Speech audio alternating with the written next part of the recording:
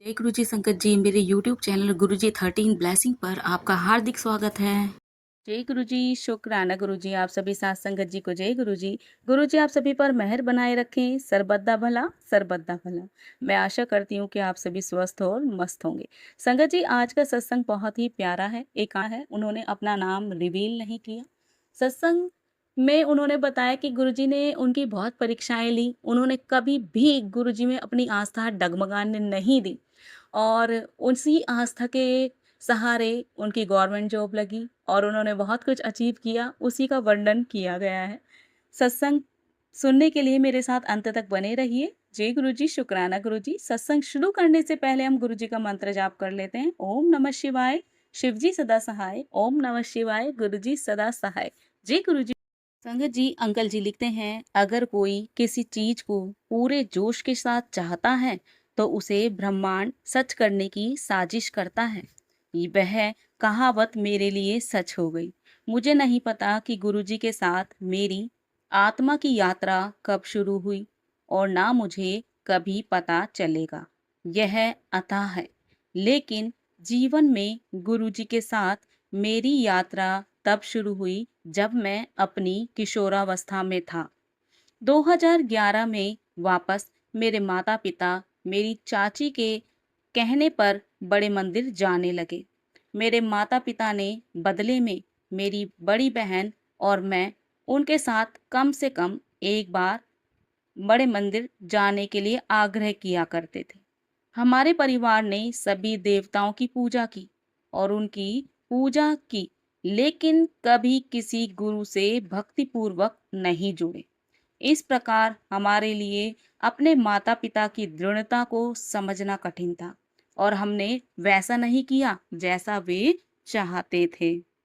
लेकिन अगर किसी चीज को नसीब किया जाता है तो उसे खारिज नहीं किया जा सकता। तो ऐसा हुआ कि एक रात मैंने गुरुजी के दर्शन किए। अगली सुबह मैंने अपनी माँ को अपना सपना सुनाया। एक ऐसे व्यक्ति का वर्णन किया जो पूरी तरह से मुंडा सिर वाला था, जो हमारे घर आया था। उस समय हमारे घर में गुरुजी का एक स्वरूप भी नहीं था, इसलिए मैं उनकी पहचान नहीं कर सकता था। मेरी माँ की आंखें चौड़ी हो गई और उन्होंने कहा कि मैं गुरुजी के दर्शन कर लूं। जैसे ही मैंने अपना सपना सुनाया, मेरा शरीर कंपन से कांप गया। हालांकि मैंने इस घटना को कोई मूल्य नहीं माना। मेरे माता पिता उत्साही भक्त बन गए और नियमित रूप से मंदिर गए। मैं और मेरी बहन उदासीन रहे। जैसे जैसे महीने बीतते गए, हमारे माता पिता हमें बड़े मंदिर ले जाने में सफल रहे। अपनी पहली ही यात्रा पर मुझे एक अंधे आदमी की तरह महसूस हुआ, जिसने जादुई रूप से अपनी दृष्टि वापस पा ली थी। मंदिर का माहौल शांतिपूर्ण था और मेरे शरीर के भीतर एक अनोखा कंपन गूंज रहा था, जिसने मुझे पूरी तरह से शांत कर दिया।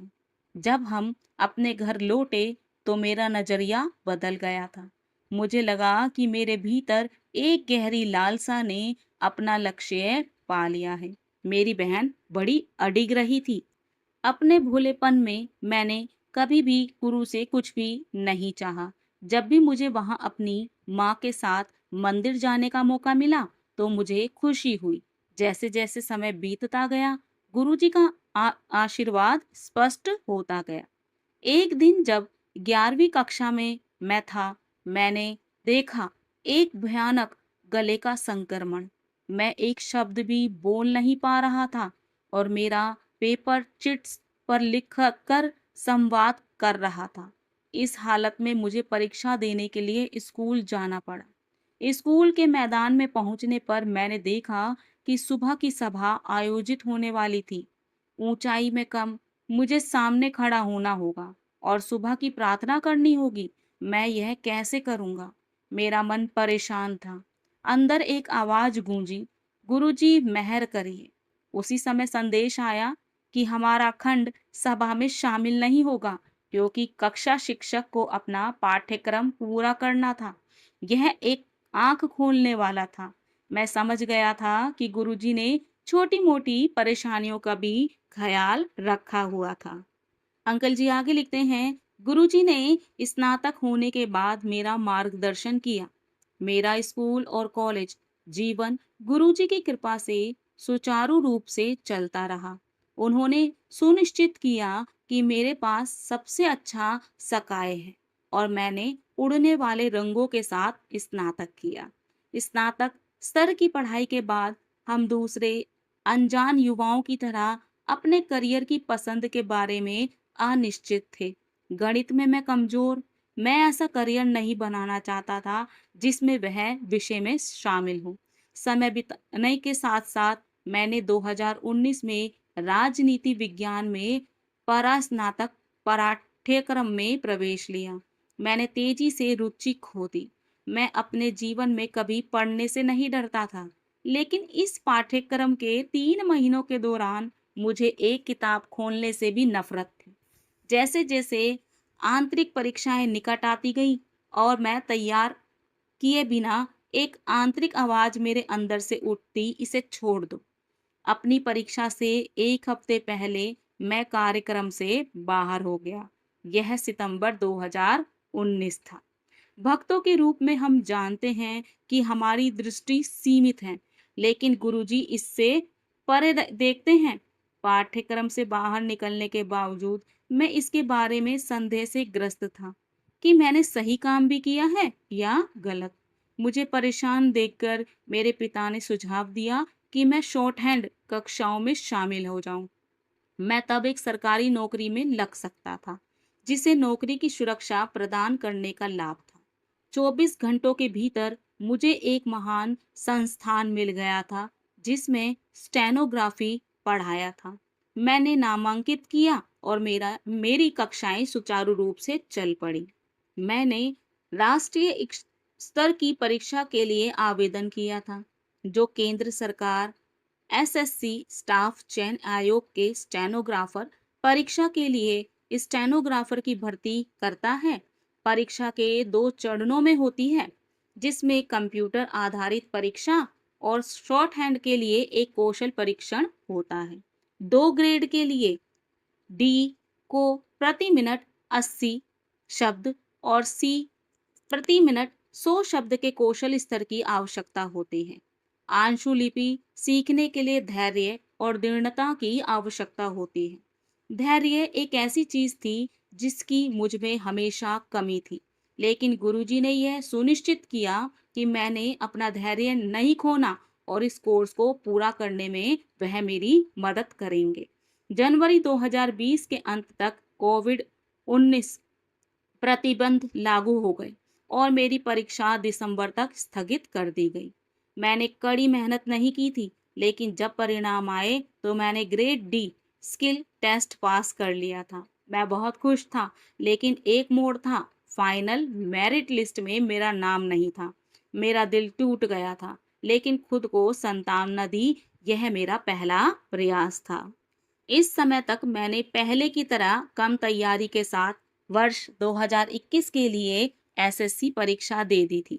हफ्ते के परिणाम के साथ मुझे चेहरे पर घूर रहा था। मुझे पता था कि मैं इस बार कोशिश को छोड़ दूंगा, और मैंने इसे साफ नहीं किया। मेरा धैर्य कम चल रहा था और ग्रेड सी परीक्षा के लिए आवेदन करने की आयु सीमा नजदीक आ रही थी।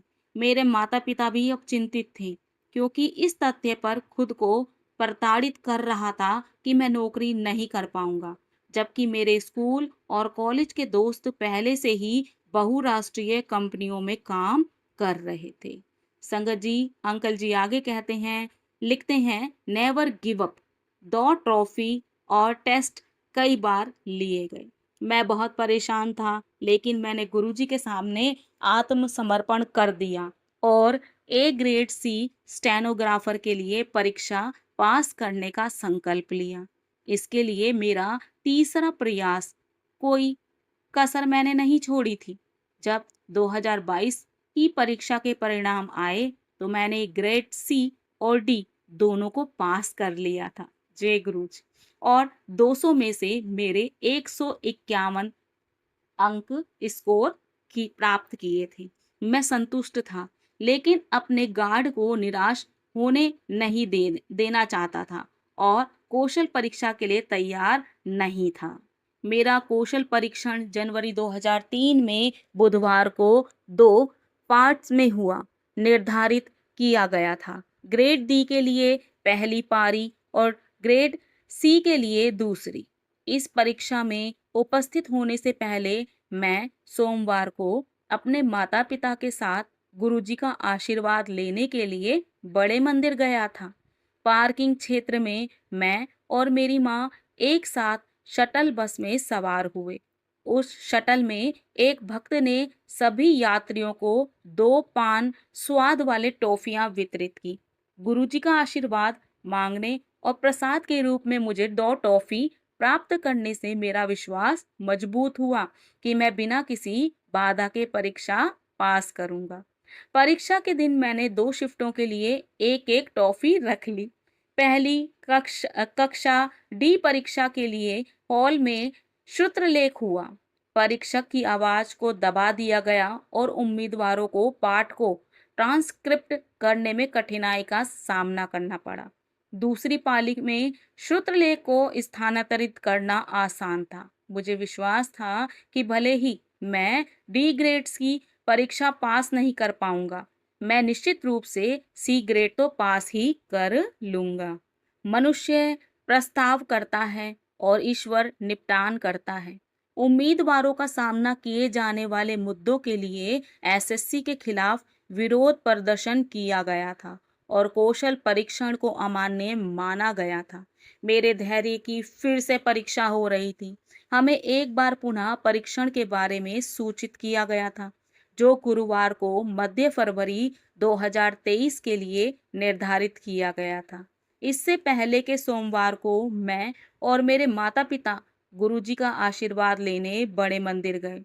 मंदिर पार्किंग क्षेत्र में एक शटल की प्रतीक्षा करते हुए मैं 1 महीने पहले उस शटल पर सवार हुआ, जो ड्राइविंग सीट पर उसी भक्त के साथ था। इस बार भी उन्होंने मुझे और दूसरे संगत को 2-2 पान स्वाद वाली टॉफियां दी। निश्चित रूप से यह कोई संयोग नहीं था। परीक्षा के दिन काटे। फिर से मेरे पास पहली और दूसरी पाली की परीक्षाओं के लिए 2 ट्रॉफियों का प्रसाद था। श्रुतलेख का दौर बिना किसी समस्या के चला गया, लेकिन टाइपिंग टेस्ट के दौरान एक गड़बड़ी देखने को मिली। कंप्यूटर टर्मिनलों ने टाइप किए गए शब्दों की संख्या को 0 के रूप में प्रदर्शित कर दिया। अपनी मेहनत को मैं पानी की तरह बहते हुए देखकर बहुत नाराज हो गया और घबरा भी गया।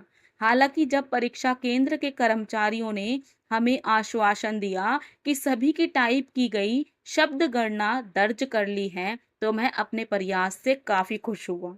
कुछ दिनों बाद मुझे अचानक एक मित्र का संदेश मिला कि कौशल परीक्षा अमान्य हो गई है। हमें सूचित किया गया था इसे फिर से लिया जाएगा। अब तीसरी परीक्षा 2023 के अप्रैल में आयोजित की गई थी। हमने उसी दिनचर्या का पालन किया। गुरुजी का आशीर्वाद लेने के लिए मंदिर जाना। मेरे पूर्ण आश्चर्य के लिए और निश्चित रूप से गुरुजी की कृपा की अभिव्यक्ति के रूप में मैं फिर से उसी शटल पर गया जिसमें एक ही व्यक्ति इसे चला रहा था, और फिर से मुझे 2 पान स्वाद वाले टॉफी मिले। मुझे विश्वास नहीं हो रहा था। एक सुंदर सफेद तितली भी शटल के अंदर आ गई। इसने कार में सवार सभी यात्रियों के चारों ओर चक्कर लगाया और बाद में विंड शील्ड के एक कोने पर आराम किया। शटल से उतरते समय मेरी आंखों में आंसू आ गए। उस समय भक्त के साथ बिताई गई बधाई जिसने हमें मंदिर में ले जाया। फिर भी यह पता लगाया कि क्या जादू हुआ था। मैंने अपने को 2 पान टॉफियां दिखाई। माँ, जो खुद अविश्वास में थी, उनको भी विश्वास नहीं हुआ। फिर आई थी परीक्षा का वह दिन। कौशल परीक्षा के लिए मेरा प्रयास 26 अप्रैल को निर्धारित किया गया था। मैंने फिर से शिफ्ट से पहले टॉफी खाने की प्रथा का पालन किया। मेरा विश्वास कई गुना बढ़ गया। यह था गुरुजी के स्टीयरिंग व्हील लिया था और मुझे यह परीक्षा स्पष्ट कर देगी। परीक्षा का रिजल्ट 14 जुलाई को आया था। जैसा कि मैं ऑनलाइन परिणाम का पता लगाने की प्रक्रिया से गुजरा और जैसे कि मेरे विश्वास ने कहा कि मैंने इस परीक्षा को पास कर लिया है, मैंने चुपचाप गुरुजी के मंत्र जाप का भजन करना शुरू कर दिया। इस तरह की स्थितियों में समर्पण स्वाभाविक रूप से आता है। जब मैंने सर्च टैब में अपना नाम टाइप किया, तो मैंने सिर्फ जय गुरुजी कहा और एंटर पर क्लिक किया। गुरुजी की कृपा से मेरा नाम सामने आया। मुझे विश्वास नहीं हो रहा था। मैं अपने माता-पिता के पास दौड़ा, जिन्होंने मेरे पूरे संघर्ष में मेरा समर्थन किया था। वे अपनी खुशी को नियंत्रित नहीं कर सके। यह सच है, तीसरी बार का आकर्षण है। अगले दिन हमने बड़े मंदिर का दौरा किया, गुरुजी के दर्शन करने के लिए, जो मेरे सपने को साकार कर सके। हमारा दिल से धन्यवाद। यह मेरे पूरे परिवार के लिए सबसे खुशी का पल था। गुरुजी वास्तव में आपकी परीक्षा लेते हैं और एक छात्र के रूप में यह हमारा कर्तव्य है कि कभी हार ना माने। धैर्य और विश्वास दो सबसे महत्वपूर्ण चीजें हैं जिनका वास्तव में छात्र बनने के लिए अभ्यास करना चाहिए। यह मुश्किल है लेकिन असंभव नहीं है। कृपया सब कुछ उसके हाथ में छोड़कर उसके सामने आत्मसमर्पण करने का प्रयास करें। तब आपको गुरुजी की मेहर दिखाई देगी और जो असीम है। एक भक्त, बहुत ही प्यारा सत्संग अंकल जी का। और संगत जी, बहुत ही विश्वास बनाए रखा अंकल जी ने और अपना विश्वास टूटने नहीं दिया। कहाँ उनको गुरुजी पर, वो गुरुजी को जानते भी नहीं थे, लेकिन गुरुजी जब किसी को थामते हैं तो ऐसे ही नहीं छोड़ते। और कब का उनका जो जीवन की जर्नी थी, क्या था गुरुजी से जुड़ा हुआ लगाव, वो गुरुजी ने उनको उस रूप में दिया। बार-बार एक अंकल का मिलना, वही शटल मिलना और उनको टॉफ़ियाँ देना, एक नहीं दो-दो, जैसे अंकल जी बता रहे हैं। बहुत ही प्यारा सत्संग। और आज मैं अपनी वाणी को विराम दूँगी। जय गुरुजी, शुक्राना गुरुजी, जय जय गुरुजी।